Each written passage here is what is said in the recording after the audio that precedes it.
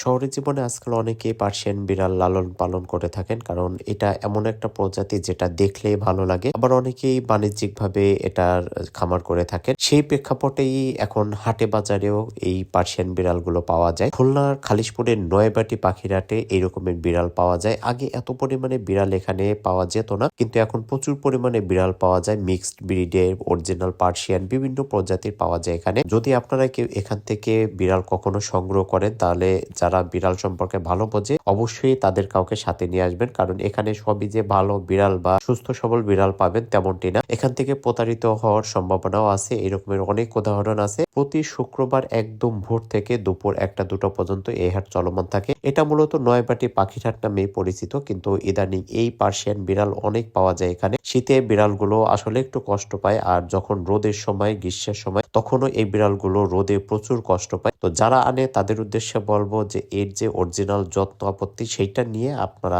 হাটে আনবেন, তাহলে কিন্তু অবলা জীবগুলো যে রোদ বা শীতের থেকে একটু রেহাই পাবে। আর আপনারা যারা নিতে চান তারা এই যে সময়টা শুক্রবার ভোর থেকে দুপুরের মধ্যে এখানে যেতে পারেন।